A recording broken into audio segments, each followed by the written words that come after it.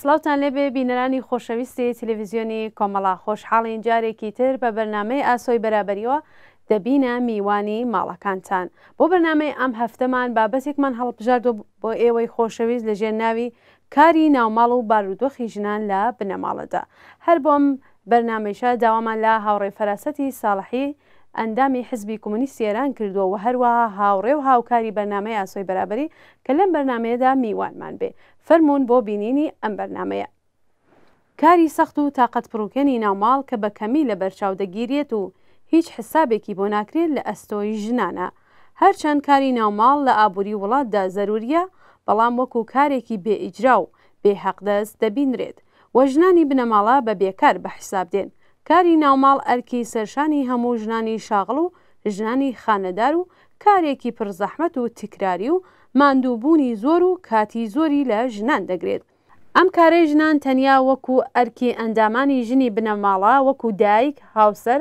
خوشک و کچ دەبینرێت و شاید ڕێزی لێ بگیرێت، بەڵام لە ئشتغاڵ و تەولیدی وڵاتە ناوێکی لێ نابرێت. کاری ناوماڵ سەرڕای پێشچوونی فەناوەری نوێ لە وەسایلی ماڵدا و هەروەها هەوڵ و تەقەلای هەڵسوڕەوانی مافی ژنان بۆ کەمکردنەوەی ئەم ئەرکە لە سەرشانی ژنان و بەرابەری لە کاری ناوماڵدا بەداخەوە بۆ زۆرینەی ژنانی کرێکار و زەحمەتکێش هەروەها بە قووەتی خۆی باقی ماوەتەوە.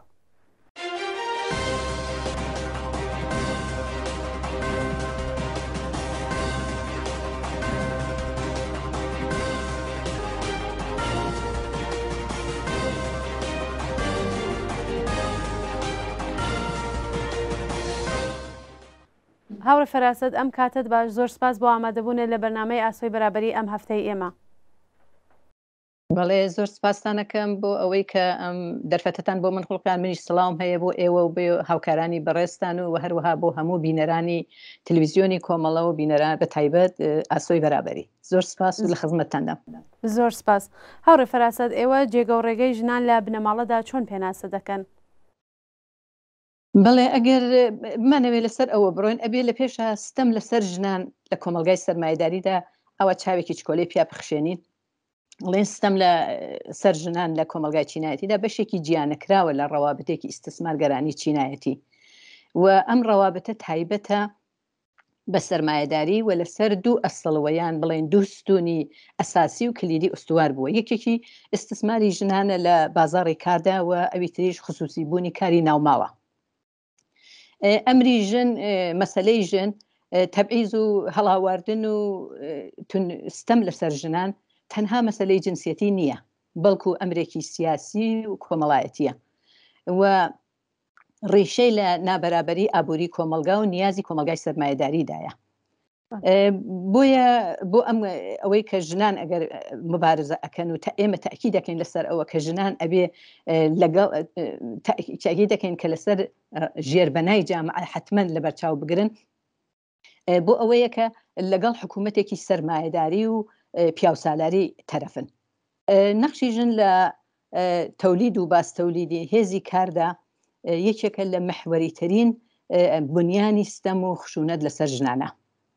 جا بەو جۆرە زاڵبوونی پیا و بەسەر ژندا لە هەروەها جیاوازی نێوان ژن و پیا و لەلایەن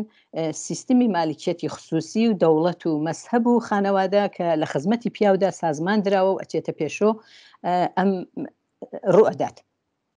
ئیسە بە بگەڕێمە بۆ لای پرسیارەکەی ئێوە. ببورن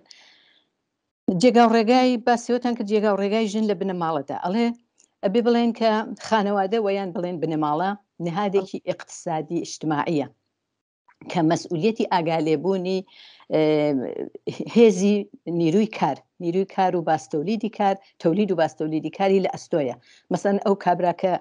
کرێکارە بۆ ئەوە کە نیروەکەی هێزەکەی ئەچێ 8 سعات تا 10 سعات کارەکە، بەڵام خستە و کوفتە دێتەوە ماڵەوە، بلەخەرە ئەشێ کەسێک ببێت سرویسێکی پێ بدات، ئیمکاناتێکی ببێت کە بتوانێ هێزەکەی تەرمیم بکاتەوە، بیبوژێنێتەوە بۆ ڕۆژی دوایی و بتوانێ هەمیسان بچێ ئەرزشی ئیزافە تەولید بکات. و ئەمە لە ئەستۆی بەداخەوە لە ئەستۆی بنەماڵەدایە و ئەم بنەماڵیش کراوەتە منبعێکی کلیدی بۆ سەرکوتی ژنان. خانەوەدا بێ بڵێن تەنیا مربوط بە کۆمەلگای سەرمایه‌داری نیە، هەر لە پەیدایش هەر لە پەیابوونی کۆمەلگای چینایەتی و خانەوادە دروست بوو، خانەوادە دروست بوو و ئەم وەزایفەی بەسەردا هاتوو و لە هەر دەورەیەکە ئاڵوگۆڕهایەکی بەسەر هاتووە و تەغیراتێکی بۆ هاتوۆتە پێشەوە، تەغیراتێکی تیا کراوە و کولەن کۆمەلگای چینایەتی هەر بە تایبەت سەرمایه‌داری بۆ ڕاگررتنی خانەوادە بۆ ئەوەی کە خانەوادە بەو شێوەی شکڵ و شێوەی خۆی زۆر بۆی مهمە کە ڕای بگرێت میشە هەوڵی داوە قانون و یاسا و یا بە شێوەیەک بنەماڵ خانەوادە ڕابگرێ بۆ ئەوەکە ئەو ئەرزشی ئیزافەیەکە لە تەریقی نیروی کاری کە بۆ لە بنەماڵەدا ئەنجام ئەدرێ ئەوە هەر ئیدامەی بێ ئەوە کە هەزینەیەک بدات بێ ئەوە کە دەستموز دێ بدا بەم ژنانەوە ئەم ژنانە هینی بۆ بکەن و کولەن لە تقریبەن ئەبێ بڵێن کە ئەم وەزعیەتە هەروە بەردەوام بووە هاتووەتە پێشۆ لە تەواوی دەورەکانی بەردەداری و فەئۆدالی و تا بە ئەمڕۆکە سەرمایه‌داری ئەمڕۆکە لە کۆمەلگای سەرمایه‌داریە شکڵ و شێوەیەکی تری بەخۆی کردەوە. یەکشت لێرەدا من بڵم قسەیەکی لە جێگەیەکە خوێندمەوە لە کتێبێکدا لە ئینگلیسەوە ئەڵێ ئەو کاری ناوماڵ ئەو ستەمەکە لەسەر ژنان یا ئەو ستەمە لە بینی لە نێوان لە تاریخی پیاوە بەسەر ژنانە ئەمە لە دەورانی کۆمۆنی ئەوەڵیەدا یعنی کۆمۆنی سەرەتایی کە پێش بەردەداری بووە ئەمە وجودی نەبووە بەو جۆرێنی بە شێوەیەکی ستەم و ئەوانە لەسەر ژنان بەڕێوە ناچوو ژنان لەنا هەروە ئەم کاری ناوماڵیان ئەکرد ئەو دەمیش مناڵیان ئەبوو مناڵیان گەورە ئەکرد بە خێویانە کرد شیر و شیریان پێدا و گەوریان کرد و هەروەها وەزایفی ناوماڵیشیان بە عهدە بوو و بە ئیزافەی ئەوە کە لە دانەوێڵە شتیان کۆ کردو ئەوە بۆ ئەوەڵجار ژنان بوون ئەویان پەیاکرد کە لە سەر زەوی کاریان کرد و ئەمانە بە پێی ئەم کارانەکە ئەم نەخشانە کە ژن بووی ئەو دەم ژن زۆر لە جێگای ڕێز و احترامدا بوو و دەورانی مادەرسالاریان پێوت پێش ئەوەکە خانەوادە بێت و ژنە و زۆر ڕەوابەتێکی خۆشیان بوو ڕۆز ڕەوابەتێکی بەرابەریان بوو هیچ وا نەبوو کە بڵێ مەسەلەن وەکو ئەمڕۆکە کە بووە بە ژن و پیاو کە لە مەقابڵی یەکداد کە بەداخەوەشێ وا بڵێن هەروەها ئەڵێ ئینگلز لە ئەدامی قسەکانیە ئەڵێ ئەم شەرایەتە ئەم وەزعیەتە کە ئەوە ئەو دەم کە بوو وەختێکە دەورانی مادەرسالاری بوو هەروە کەوتمان ئەم کارانە ئەنجام ئەدرا بەڵام وەختێکە خانەوادە پێک هات ئەمە جێگای گۆڕدراوە جێگای ژن و پیاو گۆڕیاوە ژنان بوو پیاوان بوون بە ناناوەری خانەوادە و پێداویستیەکانی بنەماڵەیان تەمین ئەکرد و ژنانیش چون لە ماڵا بوون و کارەکەیان هیچ مەسەن ئەرزشێکی وان لە نظر ئەوان ئەرزشێکی نەبوو کارێکی وەکمەوە لە دیپا پێڵن بەو جۆرە ژنان لە ماڵدامانەوە و کە ئیتر خانەوادە ئەم سیستمەی ئیدارە کرد و بردیە پێش و کە بەداخۆ ژن بۆ پلەی دووم گۆزراوە و پیاو بوو بە فەرمانبەر و ژنیش بوو ببورە پیاو بوو بە فەرماندە و ڕئیسی خانەوادە ژنیش بوو بە فەرمانبەر و چووە پلەی دووم و کاری پیاوان تەقدیسەکرا کاری پیاوان ئەرزشی بوو چون ئەچوونە دەرۆ نانیان هاوروش پێداویستیەکانی ژیانیان هاوردە بەڵام کاری ماڵیش کە کارێکی سەخت و دژوار و تااقەت فەرسا بوو ژنان وەک وەزیفەیەک درا سەرشانیان بەبێ ئەوە هیچ حساوێکیان بۆ بکەن حتا لە محیتی خانەوادەشە هیچ ئەو ئەرزش و احترامیان پێ بدەن و کە ئەوە کارێک ئەکات دقیقاً بەم شێوە وەزعیەتەکە چووە پێشەوە کە ژن وەکو فقط دایک و هاوسەر و کچ و خوشک لە ماڵە بۆ ئەوەی کە هێزی کاری کارگەرەکە ببوژێنێتەوە سرویسی پێ بدات و هەروەها لە تاسی و نەقشی ببێ لە باستەولیدی نیروی کار و ینی نەسلی ئایندە ینی ئەوە کە مناڵەکانیشی مناڵی ببێ مناڵەکە گەورەکە بیکە بە کارگەرێ دووبارە بۆ خزمەت سەرمایه‌داری و ئەرزشی ئیزافە و سوودی ئیزافەی بۆ هین بکات بۆ بێنێتەوە کولەن ئەم وەزعیەتە بەم شێوە تا بە ئەمڕۆکە چووەتە پێشەوە لێ و بەداخەوە هیچ حسابێک بۆ ژنان نەکراوە و ناکرێت و کولەن ئەوەی کە من ئەڵێم منزورم زۆرتر مەبەستم لەسەر تاکیدم لەسەر ژنانی کرێکار و زەحمەت کێشە یعنی و ئەم کارانە کە ئەیڵێن لەلایەن سەرمایه‌داریەوە بە جۆرێک ئەمە سازمان درراوە کە و هەروەها لە درێژەی کارەکانیشە خۆی قانون و یاساهایەکی بۆ داگدرانە کە زۆرتر کاری بنەماڵە و نهادینە بکات لە نهادینەی بکات و وە ژنان زۆرتر ببەسێتەوە و ئەسیر بکات لە ماڵدا بۆ ئەوەی کە ئەم کارە چون ئەم کارە هیچ بۆ ئەو هەزینەی زۆرە ئەگەر گەرێکی بێت سرویسی ئەو کارگەرەی تەمینکە هەزینەیەکی زۆرە بەڵام ئەو هەزینەیە بەبێ ئەو کارە بەبێ هیچ هەزینەیەک ئەیباتە پێشەوە و ئەوێ لە کولا ئەبێ بڵێن کە خانەوادە لە بنەماڵە کرێکاریەکانە وەک کارگایەکی تەولیدی عمەڵەکات و ئەو نەقشەیش بە عهدەی ژنانە ئەو ژنان کە ئەیبەنە بێرۆ و دواتریش کە بەو شێوە کە ئەیبینین و کە باسم کرد. بەڵای هاوڕێ فەراست کاری ناوماڵ چە گیر و گرفتێکی بۆ ژنانی بنەماڵە هەیە؟ کاری ناوماڵ ئەزانین چۆنە با بڵێن کە بەشێک لە کاری ناوماڵ ئەلبەتە ئەمڕۆکە ئێمە لە قەرنی 21 داژین یعنی بنەماڵە کاری بنەماڵە لەو شکڵە سنەتی خۆیە هاتووەتە دەرۆ یعنی لەو شکڵی سنەتی و سەختیەی کە جاران بوو مەسەلەن زەحمەتی یەکجار زۆرتر بوو ئەگەر ئێمە هەر خۆشمان من مەسەن خۆم دەورانی مناڵی خۆم بێتەوە بیرم و فکرکەم و کە دایکم و دایە گەورم و ئەمانە بە چه زەحمەتێک کارهایەکیان ئەکرد لە ماڵە ولی ئەمڕۆکە ئەو لەباری فیزیکیۆ ئەو شتە بەو جۆرە نەما فاصلەی گرتو و ژیانی شارستانی تقریبا بڕێک لەو شێوە کارەی گۆڕیوە بە شێوەیەک و بەشێ لە کاری ناوماڵ لەلایەن ئەسڵ سەرمایه‌داریۆ سەرمایه‌داری خۆی هینی کردووە ئەمانەی بە سوود و بەکالا و دروست کردووە کە سوودی لێ ئەبا مەسەلەن مەهدی کودێکی داناوە لەم وڵاتانی ئەلبەتە ئەوروپا ئەلبەتە زۆر وڵاتانی تریش ئەلعانەرە هەیە مەهدی کودک ئەو مەهدی کودەکە خۆ ئەم مەهدی کودک خۆ بە خۆڕایی نییە ئەبێ دایک و باوەکان پۆ بدەن یا مەسەلەن غەزای حازری زۆر ژن ئەلعان مەسەلەن بڵێن ئەوانەی کە وەزعی ماڵیان باشە لە ماڵا غەزا دروست ناکەن ئەگەر میوانێکیان ئەبێ یا مەسەلەن فریان ناکەن یا تااقەتیان نییە غەزا دروست بکەن تەلەفۆنەکەن بۆ ئەو جێگا کە مەسەلەن ئەوە غەزامان ئەو نەغەزامان گەرەکە و هینەکەن بەڵام ئەم شتانە کە ئێمە بە یا مەسەلەن وەسایل هایەکی وەکو زەرفشویی لیباسشویی جارۆ بەرقی مەسەن ئەوانە کە کارهایەکن کە کاری ناوماڵی پێکردنی هەموو ئەمانە دانراوە بۆ ئاسانکاری کاری ناوماڵ بەڵام ئایا ئەمە هەمووی ئەمە لە خزمەت هەموو ژنانی کرێکار و زەحمەت کێشیشدا هەیە وان نییە ئەمە یعنی هەر شتێکە تەواویش هەرچەند بە پوڵیشە بەڵام زۆر لە ژنان دەستڕەسییان بەم شتانە نییە و زۆر ژن ناتوانێت کە تقریبا غەزا لە دەرۆ داوا بکات و ڕزرف بکات و بیهێنن بۆی و ئەمانە کولن کاری ناوماڵ کارێکی هەروەک خۆی بە قووەتی خۆی سەخت و یەکنەواخت و تکراری و بێ سەمەر وەختێکە ژین بێ سەمەر ینی ئەوەیە کە نەتیجەی کارەکەی دیار نییە مەسەلەن تۆ ئەلعان ئەگەر لە کارخانەیەکە کارگەرێکی پیاوە کارگەرانی پیاو کار ئەکەن و مەسەلەن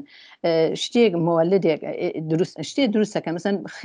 ماشێن دروستەکەن شتێ دروستەکەن بەلەخەرە ئەوە دیارە شتەکەی ئەفرۆشیێت چون بە پێی ئەو نافرۆشیە بەس حەق دەستیشی پێ نادەن ئەم ژنان ولی کاری ژنان دیار نییە سب تا شەو کار ئەکات زۆر لەباری فیزیکی و لەباری ڕۆحی ڕەوانی و زۆر تەسیرە کاتە سەری بەڵام چون ئەو ئینەی نییە ئەو نەتیجەیە ئەو ئەنجامەی نییە ئەبینێ کە مەسەلەن کارەکەی سبحینە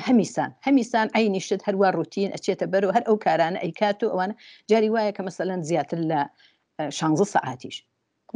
ئەگەر چاو لە ژنانی فەقیر و کرێکار ئەوانە بکەین ئەبینین کە واقعاً زۆر حتا شەویش هەڵسن بەلای مناڵەکەیان نەخۆشە بێت تا بەیانی ئاگای لێ بێت یعنی وایە کاری ناوماڵ سعاتی و وەختی بۆ نییە ئەبێ ژن دایمە هەمیشە و دایم کە ئەسیر بووە بەلای ئەم کارەوە و کارێکی یەکنەواخت و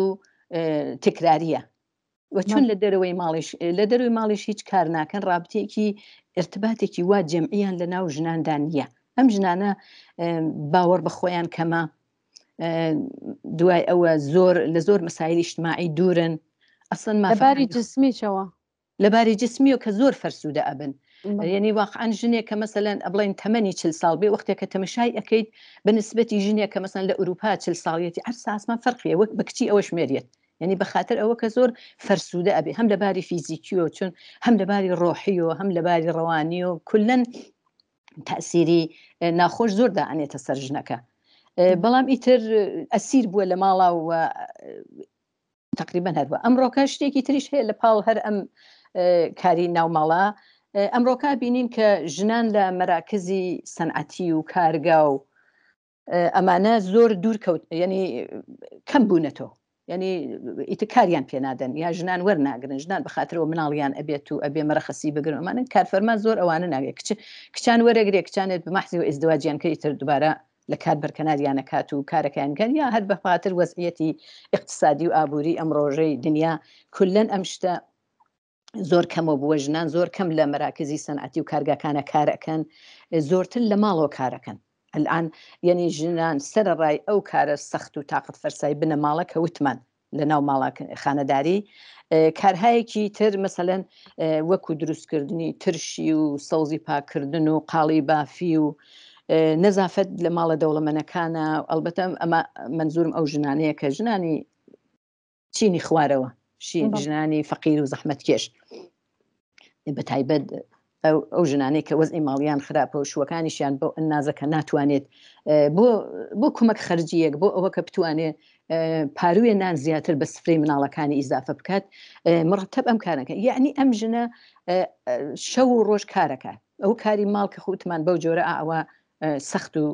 هەمیشە دەرگیرە ئەبێ کارهایەکی تریش مەسەلەن وەکو ئەم شتانە کە باسم کە دروستی بکات جا ئەم کارە تەنها ژنەکەیش خۆ نابەسێتەوە تەنها ژن نیە تەواوی عزای ماڵەکە مەسەلەن دەم کارە بەشدارە بن یعنی دایە گەورە و باو گەورە و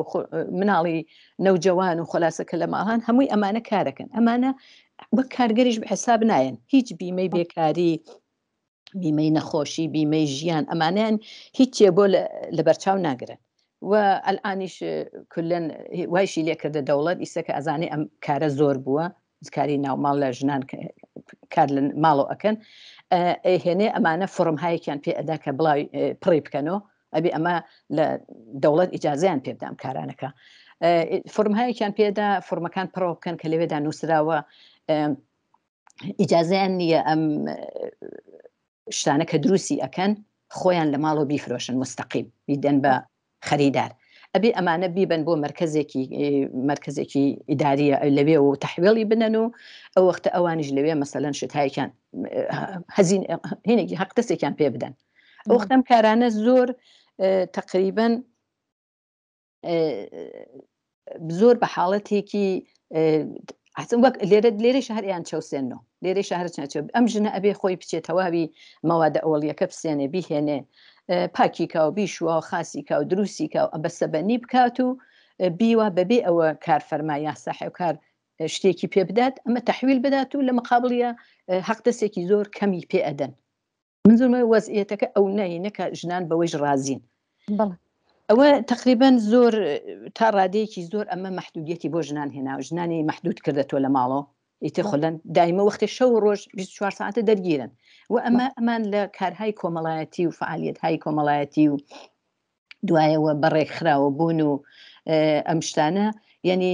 بزوتنەوەی ژنان دوورەکەونە واقعاً و حزوریان نییە غایبن ئەمان لە بزوتنەوەکانە بزوتنەوەی ژنان بزوتنەوەی کرێکاری ئەمانە بەشێکی گەورە لە کرێکارانن جزوی خانەوادەهای کرێکارین و نەخشیان هەیە ئەبێ ببێ بەڵام بێخەبەرن حتا لە اتفاقاتی ڕۆژمەڕۆژ بێهینن ئەکسەری تێم ژنانە ئەکسەری تێم ژنانە کە بڵێن ئیسە سەرڕای ئەوەی کە کاری ناوماڵ و کاری ئیزافی ئەکەن لە بۆ خەرج و مخارجی خۆیان ئەمانە قانون و مقرراتی جمهوری ئیسلامیش کە خۆمان ئەزانین کە چۆن ژنی بەستووەتەوە چۆن ژنی ئەسیر کردووە و بە پێی قانون و یاساهایە کە دایناوە پیاو سالاری ئەو نەیتر سەختتر لێکردنەوە مەسهب لە پاڵیۆ ئەمانە هەمووی ژنان ناتوانن لە جامعە نەقشیان ببێ لە فعالیەتهای اجتماعیە نەقشیان ببێ بنەماڵە فقط هەرەوەیە کە فقط لە بنەماڵەدا وەکو دایک و کچ و خوشک و ئەبینرێن و ئەمان ئەبینرێن و مەترەحە بن بەڵام لە ئەوەزا پیاوان پیاوان لە ئەبینی کە هەر بەپێی ئەوە کە ئەم کوڕێکە لە مناڵی و ئەم کوڕە گەورە ئەبێت و ئەچێ لە کوچە لە کۆڵانە کایە ئەکات و لەگەڵ واقعا ژیان تەجروبە ئەکات لە هەموو شوێنەکانی کۆمەلگا. دوایە کە گەورەشە بێت لە سیاست، فەرهەنگ، اقتصاد، ڕۆشنبیری هەمووی ئەمانە دەستی باڵای هەیە. جا ئەمجارە ئەڵەن کچەکە ژنەکە کەم حافزەیە یا کەم توانایی نییە وەلێ پیاوەکە بە توانای ئەوە. بەڵام نایڵێ ئەو شرایەتەیە ئەو شرایەتەیە کە ئەو کچەی والێ کردووە، ئەو شرایەتەیە کە هەرە ئەو کوڕێکی والێ کردووە. یعنی هەرچەند ئەم ڕۆژە ژنان ینی ژنان لە ئێرانە ئەگەر ئێمە بێژین لە قسە ئێران بکەین تەلاشیان کردووە لەسەر تەلاشیان کردووە کە تەحسیڵاتیان ببەنە سەرەوە جێگا و ڕێگا بە خۆیان بکەنەوە ئەمانە تا ئەندازەیەکی زۆر توانیویانە چوونەتە پێشەوە. بەڵام ئەمە مەحدودە ینی تەواوی ژنان ناگرێتە بەر و کولەن ئەمە ئەبێ ئەم شتە عمومی بێتەوە،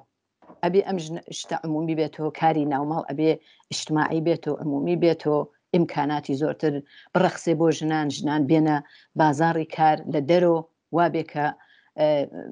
تقریبان بنەماڵە بەجێ بێڵن ینی لە محیتی خانەوادە بێنە دەرۆ و لە جامعەیە فعال بن، نەخشیان ببێت. ئەو وەختە و هەروەها بتوانن کە کەم وەزایفی خۆیان و داخوازیەکانی خۆیان بناسن و ڕێگەی خەبات بۆ ئەوە پیا بکەن کە بزانن چۆن لەگەڵ ئەمەیە ئەبێ مبارزە بکەن. ئەلبەتە ئەمانە خۆیان خود بە خود ئەم ژنانە ناتوان ئەم کارە بکەن. ئەمانە وەزیفەی بزوتنەوەی کرێکاری و هەروەها بزوتنەوەی ژنانە کە ئەبێ واقعاً تەوەجوی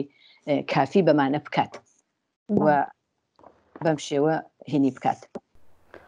بەڵێ هاوڕێ فەراست بارودۆخی ژنانی بنەماڵە لە دێهاتەکانە چۆنە؟ ئێوە خۆشتان باستان کرد لەوانەیە بێت کە 16 سەعاتی شکارکە، بەڵام لە دێهاتەکانە فشارەکە زۆرترە، کارەکە زۆرترە. ئێوە ئەوە چۆن دەبینن؟ وایە دقیقاً ئەزانین چۆنە ژنانی دێهات، ژنانی لە دێهاتەکانە بەگشتی ژنانی شار و دێ، ئەم شتانە کەوتمان ئێمە ئەمە شاملی تەواوی ژنان ئەبێ، ژنان بەگشتی بەڵێ شار و دێ هەروەها ژنانی سەرپەرستی بنەماڵە ژنهایەکمان هەیە کە شووەکەیان نەما 3-4 مناڵی هەیە. ئەو وەختە ژنانی کۆڵبەر کە لەم دەهانەی ئەخیردا تقریبان لە چەند دەهەی ئەخیردا ئەمە ئیتر کۆڵبەری تایبەت لە کوردستانە لە منتەقەی کوردستانە زۆر باو بووە و ئەلئان ئەمڕۆکە هەر لە ناو سەفی ئەو کۆڵبەرانە لە چوارچێوانە ژنانێکی زۆر ژنان لە تەمەنی 25 ساڵ تا بینی 25 تا 65 تێدایە. ینی من خۆم ئامارێکم خوێندەوە کە مەسەلەن ژنی 64 ساڵە مساحبیان لەگەڵا کردبوو وتبووی من هینە مێردم نییە و کەسم نییە و خۆلاسە هیچ کەس ناناوەرم نییە و مەجبورم پێم ئەم کارە بکەم. زۆرمەوەیە ئەو ژنە بەو سن و ساڵەوە هەڵەسێ تقریبان بەم شاخ و کێوانەی کوردستانە بە لە سەرما لە گەرما لە وەزعیەتێکی زۆر ناخۆشە ئەمانە هەڵەسن ئەچن بۆ ئەوە کە تیکێ نانبێت گیانی خۆشیان نەخەنە خەتەر، گیانیان لە مقابڵی نانەکە هادەن. یعنی منزورمە ئەمەش ئەلئان بووەتە ئەوە کە جاران هەر پیاوانە بوو کۆڵبەری، بەڵام ئەلئان ژنانێکی زۆریش لە سەفی کۆڵبەرانە هەن. ئەگەر ئێمە ئاوڕێک بدەین لە ژنانی دێهاتەکان لە ژنانی لادێ نزیک بە نیوەی ژنانی وڵات لەوانە یعنی بڵێن لە ئێراندا لە دێهاتەکانە ئەژین ژیان بەسەرەبەر بەپێی ئامارە غیرە دەوڵەتیەکان غیرە ڕسمیەکان نیوەی تەولیداتی مەحسوولی کەشاوەرزی و 86% دامداری ئەوەختە لەسەر شانی ژنانە.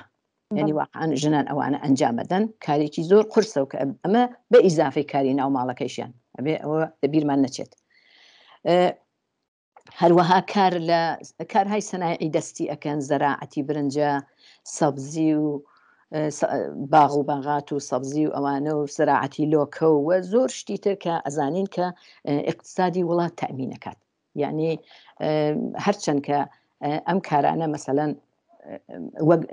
باس لە ژنان ناکەن بۆ ئەم کارانە، باس ناکەن کە ئەم ژنان ئەم کارەکەن چون تەواوی کار لە دێهاتە لەسەر هینە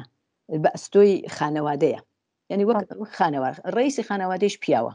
پیاوەکە خۆی مەسەلەن کار ئەکا لەگەڵیانە بەڵام ئەسلی کارەکە ژنەکان ئەیکەن وێ حەق دەسەکە پیا وەریەکرێت پیاوێکە مەسەلەن باغێکی هەیە باغی میوەیەکی یا کارهایەکی تر لەم یا کار لەسەر کاری دامداری خەرید و فروشی دامداری و گەورەکردنیان و بە هەر حاڵ تەواوی ئەمانە کارهایەکن کە لە ئەستۆی ژنانە لە ئەسڵا ژنان بەڕێوەی ئەبن بەڵام پیاو کە وەک ڕئیسی خانەوادەیە بەکاری ئەو حساب دێت و ئەمە تقریباً لە بڵێن دەرسەدێکی زۆر لە کاری تەولیدی ملی و هەروەها اقتصادی وڵات ئەمە تقریباً بەڵام پێم وایە 1/3 1/3 ئەوە کە ئەم کارانە هەیە بەڵام باسی لێ ناکرێت ئەمە سەبت نەبووە کە بڵێن مەسەلەن ئەم کارانە نیروی ژنانە مەسەلەن خانەداری هەروە لە واقعدا کارە ئەسڵیەکە ژنان ئەیکەن و کە لەژێر ناوی کاری ناوماڵەدا ئاپۆشرێت یعنی ئەسڵەن هەر هیچ حسابێکیان بۆ نەگە ئەو ژنەکە ئەگەر بڵێن چەندین سعات لەسەر لە مەزرعەکە لە یان لە باغەکانە کار ئەکا دێتۆ کاری ماڵەکەیشی ئەشی هەر بکات و هەرەوە وەک وەزیفەیەک ئەنجامی دا وەک ئەوە نییە کە بڵێن تۆ کارت کردووە چەند سعات لەسەر زەوی بەڵام هەروەکو کار لە ناوماڵە ئەچێتە پێش و کارەکە و هەروە تۆمان باسمان کرد یعنی واقعاً کارەکانیان لە دێهاتە کارەکانیان زۆر قورسترە جاری وایە لە 16 سعاتیش تێپەڕە بێت یعنی ئەو ژنە مەسەلەن فقط 4 سعات لە شەو ڕۆژە ئەخەوێت و هەڵەسێت فەورن ئەویش ئەگەر شەو مناڵەکەی نەخۆش نەبوو هەڵسێ بەلایەوە یا مەسەلەن بە ساڵات چووەکان مەسەن دایە گەورە و باو گەورە شتە لە ماڵە ئەگەر ئەوانیش نەخۆشینێکێمە تەواوی ئەم کارانە وەختی ئینسان فکرەکات و ئەم هەموو کارە بەسەرشان ژنۆیە ئەم هەموو مەسئولیەتە لەسەرشان ئەو ژنانەیە بۆچی نابێت کەس لایەن لێ بکاتەوە ئەم ژنانە ژنهایەکن کە بە فەرامۆشی سپێردراون هاوڕێ فەراسەد ڕێگەی ڕزگاری ژنانی خانەدار لە کاری ئەجباری بێحەقدەست چییە؟ بەڵێ هەروە کە پێشتریش باسمان کرد ئەمڕۆکە ئەبێ بڵێن لە قەرنی ئێمە لە قەرنی 21 داین واقعاً علم پێشکەوتووە پێشکەوتنی علم و تکنیک و هەروەها چوونە پێشی بەشەریەت و مدرنیەت ئەمانە هەمووی شرایطێکی لە دنیا بەوجود هێناوە شرایطێک ئامادەیە کە بتوانێت ئەمە بتوانێت خەڵکەکانی ڕۆی کوڕەی زەوی ببەخشن خەڵکەکانی کوڕەی زەوی بتوانن لە ئەمنیەت و ئارامشدا زندگی بکەن و بە ژیان بەردەسەر بەڵام بەداخەوە نظامی سەرمایەداری نایەڵێت و زۆرینەی ئەم خەڵکانەی وە بە تایبەت ژنانی لە چەند دواکەوتوترین و زاڵمانەترین شکڵی ئیستثماردا ڕایگرتوون و هەروەها ژنان عەلارەغمی ئەوە سەرەڕای ئەوە کە تەغیر و تەحوڵاتێکی زۆر ئەنجام دراوە و وەزعیەتەکە دنیا لە 2 سەدەی ئەخیردا زۆر پێشرفتی کرد چوەتە پێشۆ و خەڵکانێکی زۆر واقعاً دنیا ئاسان چوەتە پێشۆ بەڵام بەداخەوە وەختێ تەماشای وەزعیەتی بارودۆخی ژنان ئەکەین ژنان لەباری ئابووری و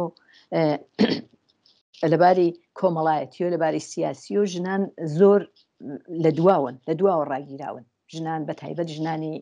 تودەی زەحمەتکێشکەوە باسم کرد بوتم کە پێشتر باسم کرد لە قسەکانما کە ئەمڕۆکە لە دنیادا نزیک بە 2 ملیارد نەفەرن و ئەم ژنانە لە مافهای دموکراتی خۆیان لە مافە سەرەتایەکانی خۆیان مەحرومن و ئەم قانون و یاساهایەکی ئەم پیاو سالاریە لە قانون و فەرهەنگ و دابوونەری تاوا تەنیوە تۆ کە لە هەموو شوێنێکە لە هەموو سوچ و قوشبنێکە پێشی بە ژنان کردووە و ژنانی لەو واقعیە ژیانە واقعی و دموکراسیە مەحروم کردووە ئەو وەختە ئەگەر بڵێن کە ژنان ئەگەر باسمان لەسەر ئەوە کرد کە هەڵسوڕاوانی ژنان باسمان لەوە کرد کە لە ناو ژنەکانە فعالینی ژنان بزوتنەوەی ژنان کولەن بزوتنەوەی کرێکاری هەمووی ئەمانە وەختێکە لەسەر ژنان قسە ئەکەن قسە زۆرە لەسەر ژنان لە هەموو جێگایەک قسە ئەکرێت و بەتایبەت خۆشبەختانە ژنهای فعالی ئەم بزوتنەوە فعالی ئەم بوارە زۆرن و قسە و با زۆرەکرێت بەڵام وەختێکە زۆرتر قسە ئەکرێت زۆرتر لەسەر ڕووبەنایەک کە ژنان ئەسیر بوون بەدەستیەوە مەسەلەن وەکو حجاب و قانون و یاسای فرەژنی قانون و یاسایەکە کە ژن ناتوانێت حەزانەتی مناڵەکەی بێ، ناتوانێت بە مەیلی خۆی ئیزدواج بکە، ناتوانێت تەلاق بگرێ. ئەمانە زۆرتر لەسەر ئەم شتانە واقعین ڕوبەنای جامعان. ئەبێ واقعەن کاری بۆ بکرێ، ئەبێ بەرجەستەکرێتەوە قسەی لێ بکرێ، بەڵام ئەمە لە پاڵ خۆیدا ئەمە ئەبێ لە پاڵ ژێربەنایەکە کە ئەمانە تەولید و باستەولیدەکە ئەبێ لە یەک بدرێتەوە قسەی لەسەر بکرێت. یعنی ژێربەنای ئەو ستەمە لەسەر ژنان ئەم هەڵاورە مناسباتی تەولیدی حاکمە کە بەسەر کۆمەلگادا زاڵە و ئەم مناسباتە بە شێوەی مالکیت بەسەر ئەبزاری تەولید و هەروەها جایگا و مناسباتی متەقابڵێکە هەیەی لەوەیە. هەمووی ئەمانە یعنی ئەبێت لێرەدا فقط مارکسیستەکان یا مارکسیست فێمینیستەکان لەسەر ئەمە دائەنێن، دەستدائەنێن، پەنجە داخەنە سەر ئەوە، بەڵام بەداخەوە فێمینیستەکان کە زۆریش فعالن، زۆریش کاریان کردووە، زۆر ژنانیان هاوردووەتە مەیانی مبارزە و ئەوانە ئینسان ناتوانێت بێت. بەڵام زۆر جار پرسیار ئەکرێ ئەڵەن بۆچی ئەم هەموو مبارزە بۆ ژنان کراوە، ئەم هەموو ژنان خەباتیان کردووە چوەتە پێشۆ، بەڵام بۆچی هێشتا قانونێک مسۆگەر نەبووە، قانونێک بە دفاع لە ژنان نەهاتەتە بەرەو، یعنی عملی نەکراوە. دلیلەکەیشی هەر ئەوەیە کە پاشەکشی هایە کراوە بەم ڕژیمە لە عرسەی مبارزاتیانە، و بەڵام شتەکان کە بڵێ وەکو حەق و حقوق ژن بەدەستی هێناوی هێشتا ئەوە موفق نەبوون. ینی منزورمەوەیە کە ئەبێ وەختێک کە ئێمە قسە لەسەر ئەوە ئەکەین کە ئەبێ ژنان بەم جۆرە هەوڵ بدەن بۆ بەدەستێنانی مافەکانی خۆیان و مبارزەی بۆ بکەن و بڕێک خراوە بن، ئەبێ لە پاڵیشە بێژین کە ئەو ژێربەنایە کە ئەم وەزعیەتی بۆ ژنان هین کردووە، ژنان خۆیان ئەبێ ئەوە ببێ حاڵی بن. دەنا مەسەلەن ژنان هەردێنە مەیانی مبارزە و ماندوو ئەبن و ئەڕۆن و دوایی توای ماوەی ئەسەن مەیوسە بن کە ئەمە بۆچی ئەم کاری ئێمە نەتیجە ناگرێت. ئەبێ بزانن کە ئەو ژێربەنای کە وتم مناسباتی تەولیدی حاکم بەسەر کۆمەلگادا ئەوە تەئسیری هەیە لەسەر ئەو ستەم لەسەر ژنان، بەڵکو ئەبێ لەو زەمینە کاری بۆ بکرێت و ژێربەنای جا جیاوازی مارکسیستەکان لەگەڵ مارکسیست فێمینیستەکان لەگەڵ لیبرال فێمینیستەکانە لەوانایە کە ئەو شتە زۆر بەرچاو ناکەن. تقریبا دوای ئەوە هەروە بڵێن من لێرەدا ئیشارە بە یەک شتی چکۆلە بکەم، زانم وەختیشمان زۆر کەمە. انقلابی مثلا الان ئەڵەن ژنان لە ئەوروپادا الان زۆر تەعنازەیەکی زۆر مافەکانی خۆیان مسۆگەر کردووە، هاتەتە بەرەو شت هەیەکی دراوە پێیان لە چوارچێوەی نظامێکی سەرمایەداریدا. بەڵام ئەمانە لەکوێوە هاتووە؟ خۆڕوا سەرمایەداری ئەمەی پێ نەداون. ئەمە انقلابی سەنعەتی کە لە ئەوروپا ڕوویداوە، ئەمە بووە هۆی کردنەوەی واقعاً ئەوروپای ئاوا گەشە پێدا و بردیە پێشۆ. شێوەی کار بوو، شێوەی کار لە شێوەی دەستی و منتەقل بوو بە ماشین. ینی تا ئەو دەم ژنان لە ماڵۆ کاریانە کرد وەکو ڕستن و چنین و ئەوەن لە پاڵ کاری خانەداریە کاری ڕستن و چنین و زۆر کارهای سەناعی دەستی و ئەمانەیەشیان ئەکرد. جا ئەمە وەختێکە ماشین هات، وەختێکە ئینقلابی سەنعەتی کرا ماشین هاتە شوێنەکان بۆ کارکردن، ژنان مەجبور بوون ماڵ بەجێ بێڵن، ماڵیان بەجێ هێشت و چوونە کارگاکە و کارخانەکان کار بکەن. حتا مناڵیان بوو، مناڵی چکۆلیان بوو، مناڵە چکۆلەکانیان بەجێ هێشت لای مناڵە گەورەکان و یا لای بەساڵات شوانێکە لە ماڵا بوویان. و ئەمە تقریبا بڵین لە قەرنی 18 و 19دا بوو. ئینقلابی سەنعەتی ئاڵوگۆڕێکی گەورەی بەسەر ژنان داهێنا. ئەسەن زۆر تەغیرات و تەغیر و تەحوڵاتێکی زۆری ژنان هاتنە دەرەوە لە ماڵ، ژنان چوونە محەلی کار، چوونە کارخانەکان، چوونە کارگاکان، لەوێ زۆر شت لە ناو جەمعی کارگەرانە کرێکارانە تەجروبەیان کرد، زۆر شت فێر بوون، زۆر باوەڕ بەخۆیان تیا دروست بوو. و ئەمە بە مروریش کە ئیتر وەزعیەتی انقلابی سەنعەتیش کاروە ئەچووە بەرەو مەرحلە بە مەرحلە ڕۆشتی ئەکرد و ئاڵوگۆڕهایەکی بەسەرە تاکوونێ بە ئەمڕۆ ئەگاتە ئەمڕۆکە مەسەلا ئەلان ژنان لە ئەوروپا خاسایەکی زۆریان تەعنازەیەک بەراورد بووە، هەرچەند لە چوارچێوەی نظامێکی سەرمایەداریە و چون لە چوارچێوەی نظامی سەرمایەداریە و چون بنەڕەتی نەبووە، بەڵام هێشتا مەرحلە بە مەرحلە هاتن ئەمانیان لێ سندنەتەوە. الان زۆر لە کاری خەدەماتی سنراوەتەوە، هەموو شتەکانیش کراوە بە پوڵ، مەهدی کودەکە شوێنی دانانی مناڵ مەسەلەن و کارهایەکی تر کە ژنان ئەیکەن بۆتە باعثیەوە کە ژنێکە ئەگەر وەزئی ماڵی باش نییە تەنهایشە تەنها سەرپەرستی ماڵە بەخاترەوە کە ناتوانێت مناڵەکەی بنێرێتە مەهدی کودەک یا مەهدی کودەک مەجبورە کاری نیوە وەخت بگرێت زۆرتر ژنان ڕویان کردێتە ئەم کارانە کارهای نیوە وەخت و کارهای مەوەقەت و بەو شێوە کە لەباری ئابووری و ژنان وەزئیان زۆر هەروە خراپ ماوە یعنی ئەو فشارە هەروە لەسەر ژنەکانە هەیە هەرچەند باینکی ئەلان ئەڵەن ئەو ئەوروپا مەهدی تەمەدونە و زۆر شتی لێگەڕا شتەکان زرق و بەرقی سەرمایەداریە ئەبێ بڵێن چون ئەوە بڵم کە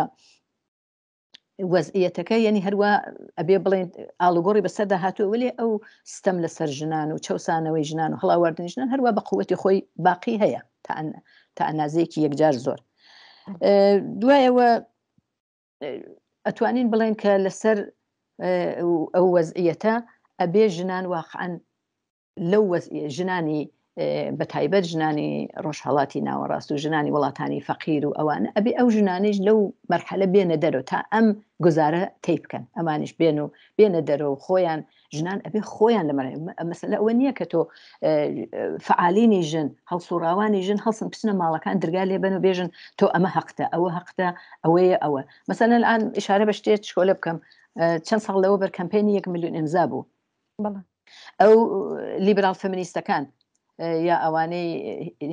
دەوڵەتی ئەچوون مەسەن بە ژنانیانەوت ئێوە مێنە سەر بەخاترەوە پێش بە ئێعترازاتی خەڵک ژنان بگرن ئێوە مێنە دەرەوە لە ماڵەکانتان ئێمە خاستەکانی ئێوە لە دەوڵەت وەرەگرین سەفحینێکیانی کردو کە بە منوانی کەمپێنی 1 ملیۆن ئیمزا ئەگەر بێ بە 1 ملیۆن ئیمزا جەم بکەن و مەسەن ئەم خاستانە ئەدەن بە دەوڵەت و ئەوە خاست داخوازی و مطالبات سندنیە وەرگرتنیە نەک داتن ئەوە نییە خێر ناکەن و بەسەریانە کە مەسەلەن خێر و سەدەقەیان پێبن ینی مەسەلەکە ئەوەیە نابێ ئێمە شتەکەشێ ژنان واقعیەتەکەیان لەگەڵا بێژیت واقعیەتی جامعەکە واقعیەتی مناسباتەکەیان بۆ باس بکەیت و ئامادەیان بکەیت و هوشیاری لازمیان پێبی بۆ ئەوەکە بەڕێکخراوە دەربێن و بچنە پێشەوە مبارزاتیان بەڵێ هاوڕێ فەراسەت وەکو دوایین پرسیار بزوتنەوەی ڕزگاری خوازی ژنان و بەگشتی خەباتی چینی کرێکار چه شێوێ خەباتێکی بۆ ڕزگاری لە کاری ناوماڵ بۆ ژنان لە دەستوری کاریدا ئەبێ بێت زۆر باشە زۆر جار قسە لەسەر ئەوە ئەکرێ کە ئەبێ کاری ناوماڵ ئیجتماعی بکرێتەوە کۆمەڵایەتی بکرێتەوە یعنی لەلایەن مناسباتی دەوڵەتیەوە مناسبات ئەمەشێ ئیجتماعی بکرێت و یعنی بۆ ئەوە کە مەسەلەن ڕەخت شۆرخانەها لە محەلا ببێت و هینی غەزاخۆری و دروستکردنی غەزا و ئەمانە بەڵام ئەم شتانە وەختێکە ئەلان خۆ سەرمایداری زۆر لەم کارانەی بڕێک کردو وتیشمەرە ئیشارم پێکرد بەڵام هەمووی هەزینەی هەیە ژنێکی کرێکار یا پیاویی کرێکار ناتوانێت ئەوە تەمین بکات ئەمانە ئەبێت بە دەوڵەت و دەوڵەت ئەبێ ئەم هەزینە بدا بۆ ئەوانە کارە ئەبێ ئیجتماعی بێت و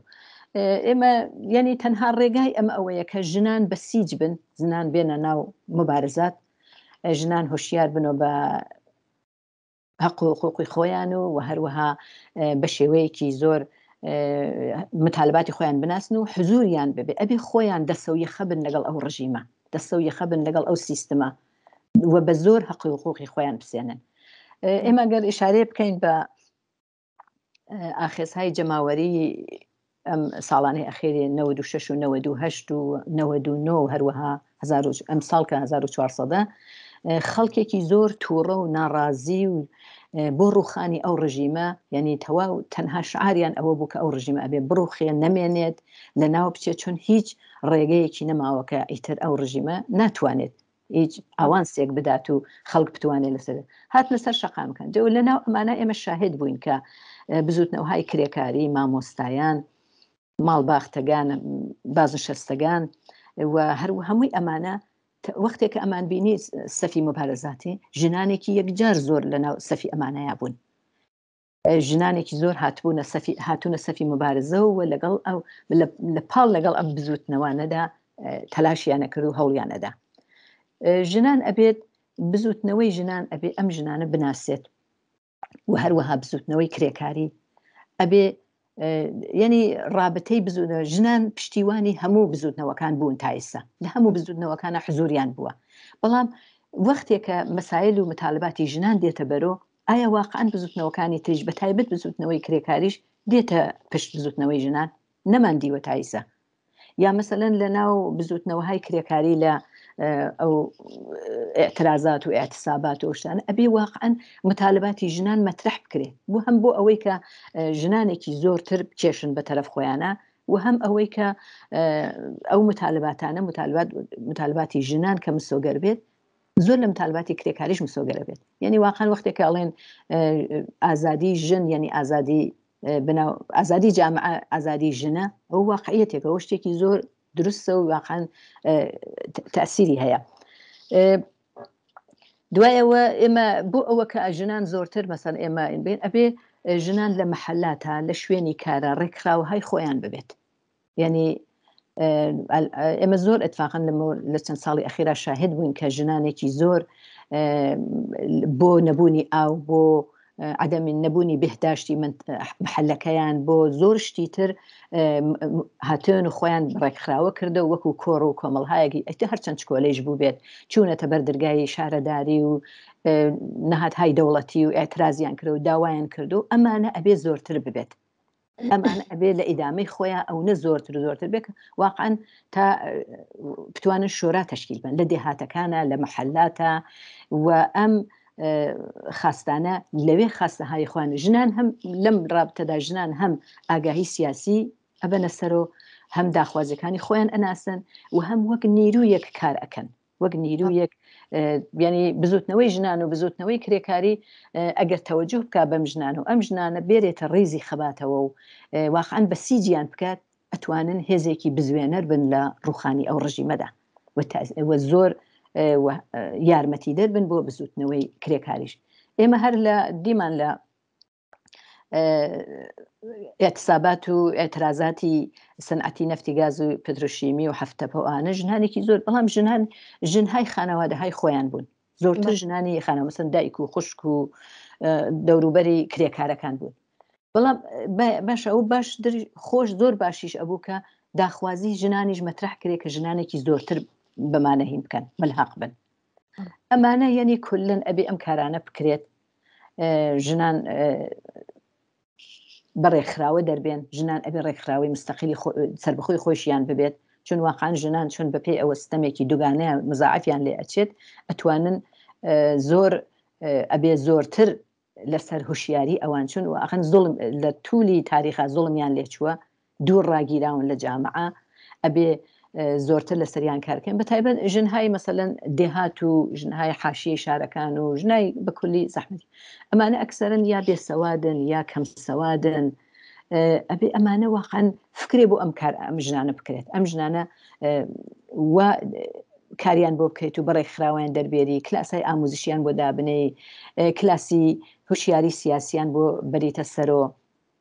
دوایەوە ئەم ژنانە لەناو خۆیانە اعتماد بە یەکەکەن باوەڕ بە یەکەکەن ڕەهبەرانێک لەناو خۆیانە تربیەتەکەن کەسانێک مەسەلەن کە بە تەواناترن و دێنە بەرەو ئەبنە ڕەهبەری ئەو ژنانە یعنی بەم شێوە بزوتنەوەی ژنان ئەتوانێت کە بەداخۆ تایسە بێت تەوەجۆ بووە و ئەم ژنانە کە ئێمە ئیمڕۆ باسمان لێکرد ژنانی خانەداری و شار و لادێ و ژنانی حاشیە شارەکان بەداخەوە بە فەرامۆشی سپێردراوە و ناوێکیان لێی نییە ئەبێ ئەمانە واقعاً ئەگەر بمانەوێت دقیقاً بمانەوێ واقعاً ئەوانە بن بە هێزێکی توودەیی ئەبێ لە چوارچێوەی ماڵ بێنە دەرەوە چوارچێوەی ماڵ بێنە دانش و ئاگایی سیاسی خۆیان ببەنە سەر و بەڕێکخراوە دەربێن بەڵێ هاوڕێ فەراست زۆر سپاس بۆ ئامادەبوون لە بەرنامەی ئاسۆی بەرابەری ئەم هەفتەی ئێمە سپاس بۆ ئێوەیش و سپاس بۆ هاوکارانتان زۆر منیش سپاستان لە یەکەم بۆ هەموو زەحمەتەکانتان بەڵێ بینەرانی خۆشەویستی بەرنامەی ئاسۆی بەرابەری بەم جۆرە هاتینە کۆتایی بەرنامەی ئەم هەفتەمان کە هاوڕێ فەراسەتی ساڵحی ئەندامی حزبی کۆمونیستی ئێران میوانی بەرنامەکەمان بوو و هەروەها هاوڕێ و هاوکاری بەرنامەی ئاسۆی بەرابەری سپاس بەوەی کە تا ئێستا لەگەڵمان بوون